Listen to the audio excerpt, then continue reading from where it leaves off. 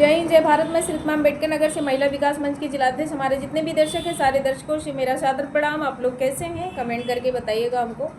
और आज 12:30 बजे हमारा वीडियो शूट हो रहा है। और बाकी वीडियो छोड़ने का मकसद यही रहता है कि जब हम छोड़ रहे हैं लोग हमारे वीडियो को देख करके समझे।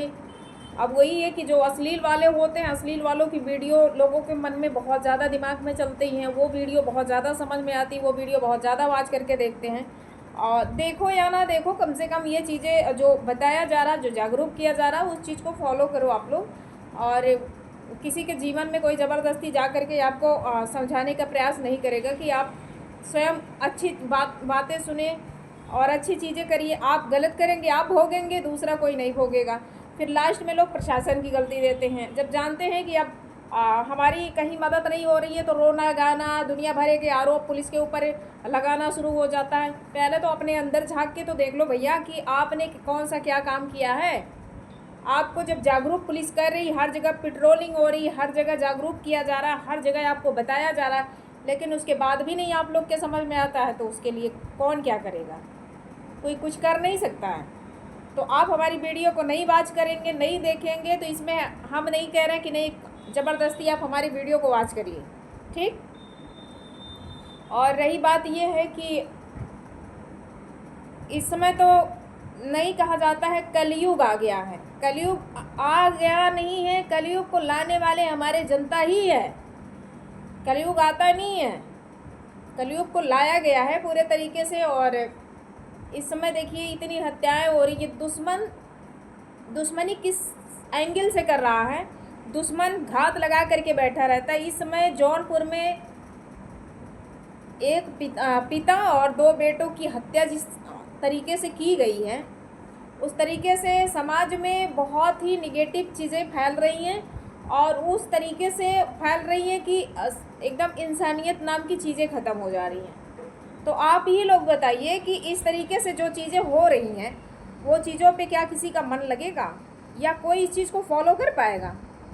ना समझदारी है आप लोगों के अंदर, ना उस चीज़ को आप समझ सकते हैं। बस यही है कि दुश्मनी बरसों की है और आप घात लगा करके बैठे हो कि उस इंसान को हमें कैसे नुकसान पहुंचाना है, हमें उस इंसान को कैसे मारना है।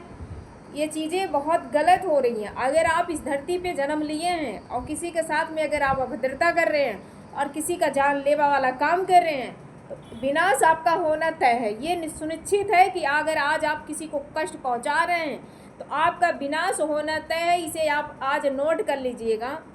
अगर आप किसी की बुराई कर रहे हैं या आप किसी को मारने की साजिश रच रहे हैं तो ये पक्का है कि ये आपका विनाश आने वाले समय में ऐसी दुर्दशा होगी कि आप इसे सोच भी नहीं सकते हैं, ठीक।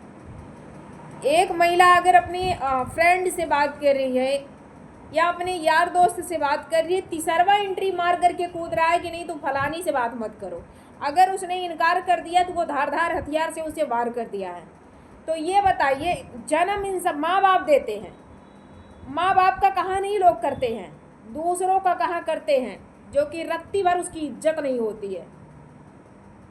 प्यार में इस कदर पागल हो जाते हैं लोग ना कि माँ बाप का बरसों का जो मेहनत है, जो इतना सा एक रक्त से स्टार्ट होता है बच्चों को पालने में, माँ बाप एक बूंद रक्त से हमको इतनी बड़ी शरीर प्रदान करते हैं। तो इस चीज़ को हम समझ क्यों नहीं पाते कि हमारे माँ बाप ने हमारे लिए क्या योगदान दिया है, ठीक। तो ये चीज़ें बहुत गलत हो रही हैं, समाज में बहुत ही ज़्यादा गंदा प्रभाव पड़ रहा है।